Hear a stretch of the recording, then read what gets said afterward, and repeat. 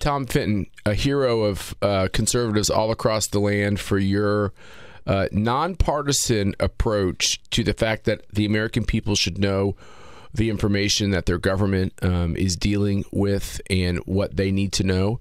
And, of course, he is the president of Judicial Watch, which is a great organization, an organization which Tom helped really get on track to be this unique truth teller.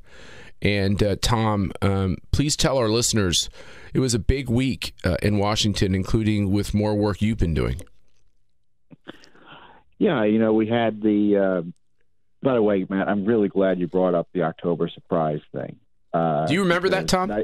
I sure do. And not only did they go after George H.W. Bush, but of course it was Ronald Reagan. So they were trying to undermine the Reagan presidency. And then obviously when Bush ran, they tried to reinvigorate it. But this whole foreign collusion thing is no new technique in terms of false allegations being used to undermine a president, at least by the left part. And I think Gary Slick is still around, believe it or not. Well, we're not going to have him on the show, okay, Tom? More of this gamesmanship going on with these filings yesterday with Cohen and Manafort. I'm expecting to see the special counsel put into one of these filings that Cohen or Manafort drank vodka, and just leave it at that, with the implication being, of course, they're tied to the Russians.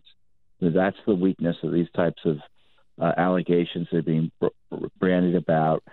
Russians may have tried to talk to Cohen in 2015. What does that mean? It means nothing if you're trying to argue the point that the Russians stole the elections with the help of the Trump campaign, which is the whole basis of it. So a lot of what went on yesterday demonstrates abuse by the government and propaganda by the special counsel, which is trying to insert the word Russia as often as it can into the national conversation to keep its the reason for its being, to give it more credibility, to allow it to continue. It's just an astonishing abuse of power, and this Justice Department, not the Obama Justice Department, but this Justice Department is continuing to harass the president with these garbage filings is beyond belief. Do you have hope in the fact that the president has made some pretty bold personnel changes? We have an acting AG in Matt Whitaker,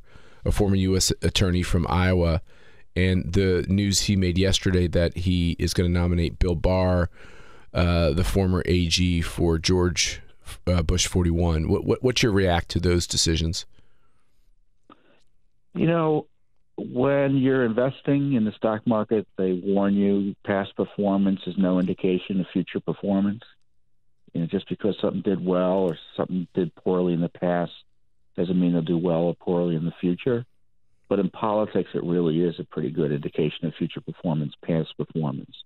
And I just don't see anything changing institutionally at the Justice Department, even with someone like William Barr, who knows how to run the Justice Department. I mean, is he going to come in and shut Mueller down or tell him he can't do A, B, and C and he needs to stop harassing the president and starts curtailing his powers? I just don't see that happening in this political climate. And this is something maybe conservatives should be demanding in the confirmation process, because you can bet the establishment is going to demand just the opposite. But it's going to take direct presidential action for something to happen. Tom, we all know how these government ethics officials operate. They'll try to scare the political appointees into thinking that if they do something, that they're going to be committing some infraction, or even worse, a criminal statute. I don't know Bill Barr. Do you think he's the kind of guy who is going to be able to tell that politicized career ethics lawyer, that's not what the law requires, that's not what the ethics rules are, back off? Yeah, I would hope so. I mean, and at least he's certainly someone who's capable of understanding what the law is, and he's been around the block. He doesn't need to be told what to do. One way to think about it is, the establishment and the left are going to be asking whether Bill Barr can stand up to President Trump. Will he be brave enough to stand up to President Trump? Our question should be, will Bill Barr be brave enough to stand up for President Trump? Yeah. Because that's the tough issue now. That's the politically sensitive thing to do. in these days, and the rule of law, in my view, demands it. But the politics of this town are to let this Mueller operation just continue to roam the countryside, lobbing pot shots at the presidency, all on behalf of the impeachment movement that the left is trying to push. The downside for Bill Barr is that he doesn't have a personal relationship with the president. He hasn't worked with the president, so he's going to have to start afresh with some pretty, as you're walking through it, Tom, some pretty consequential decisions he has to make. I do want to push back a little bit. I think that, when Whitaker was made acting, there was this question about, okay, he's acting. He might be acting for a long time because, who knows how fast the Senate can really get this nominee through. But I think now that he's picked somebody else to be, for lack of a better term, the permanent attorney general, I think it really frees, Whitaker up to take some bold steps. There's really no downside. Yes, he has a great career in front of him, but anybody who's worked for Donald Trump is going to get slimed and smeared in the future for anything else they ever try to do, because the left is trying to make it almost a crime to have served this president and this presidency. And so I think it frees him up to actually take some steps, Tom. So we ought to be looking for our moments, because I think there's some critical decisions to come. Now, I will tell you, I hear dramatically different things, and I won't tell you who I hear these things from, but I can just tell our listeners that there are people that are in the know, and I hear dramatically different things. Sometimes I hear from media personalities that the report is going to be brutal and rough coming from Mueller, and I hear from other people who I know have a good insight into it that he's really got nothing on the president. And nothing really on these other folks. It's all like pulling tags off mattresses.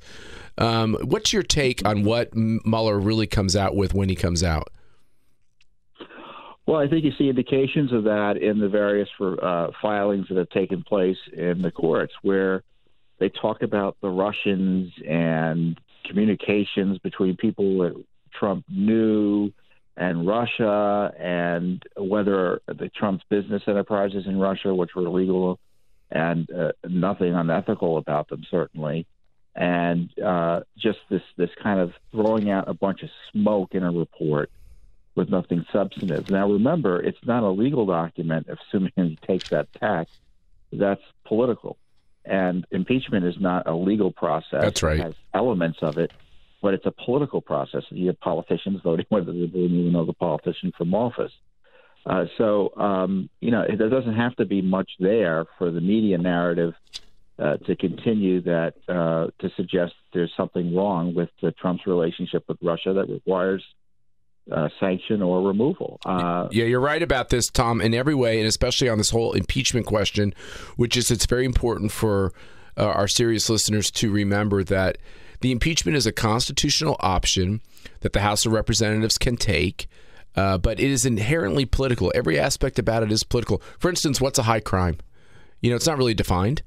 So, it says you can be impeached for a high crime or a misdemeanor. So, in the end, it's going to be more a political question of, let's say Nancy Pelosi actually becomes the speaker, which is still an open question for everybody to understand that she has not got this thing locked down yet, and it's moving on her every day and every week.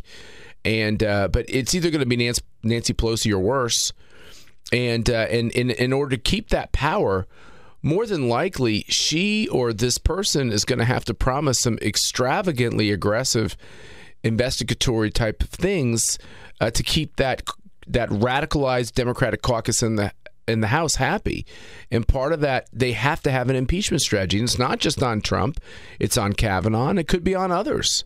They're not going to stop. Could be other cabinet secretaries. You have hard-charging cabinet secretaries like Ryan Zinke who are doing a lot of great things, and I think they're going to try to come after potentially a lot of them. So, in an inherently politicized investigatory climate where impeachment, the I word, is going to be bandied about, well, you're going to have an important role, Tom.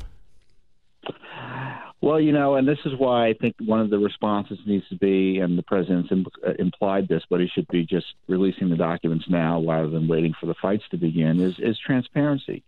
Let it all hang out. Be transparent. Expose what went on at the Justice Department and FBI. Frankly, if the Democrats have questions about topics they're interested in, be transparent as best as you're able. But you don't don't hide exculpatory documents, which is currently going on in agency after agency, where things that expose Obama administration corruption are hidden or defended. I mean, I guess one of the reasons you wanted to have me on talk today was that we had federal Judge Royce Lamberth order discovery in a Judicial Watch case. And we were able to gather evidence on the Clinton email issue. And he was excoriating the State Department and Justice Department, obviously, for what went on during the Obama administration. But then he says matters were made worse when you had chicanery by this Justice Department trying to defend the indefensible of Hillary's email usage and the cover-up of it. So this has got to change. Bill Barr, I hope, is reading his decisions like that, and the State Department, Secretary Pompeo. I mean, this can do so much, not only to advance the good policy of accountability in government. Yeah, Tom, when many Americans are despondent at the lack of respect for the rule of law in the city.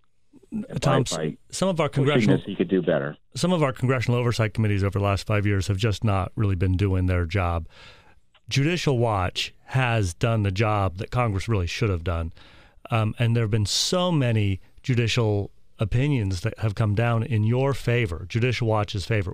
This latest one that you're just referencing, these Hillary emails, what's going to happen next? Will these career bureaucrats ever get in line? Well, as I said earlier, no. I think we're still just going to be battling for every piece of information we get from these agencies, and we'll be seeking more testimony. Our lawyers have to come up with a discovery plan. The judge ordered it. We have to work with the Justice Department and State Department to come up with a discovery plan. But, have been asking for Hillary Clinton's testimony. Do you think they're going to agree to that? I doubt it. Yeah. Are they going to agree to have these top officials come in again? I think they're going to fight us all the way on this. They're going to fight you, Tom. They're definitely going to fight you. And we appreciate you so much for joining us on CPAC 365 once again. Keep up the great work. Now we got to sit down and talk with you about how we have to unpack these issues at CPAC, because you're always an important voice on these topics every year.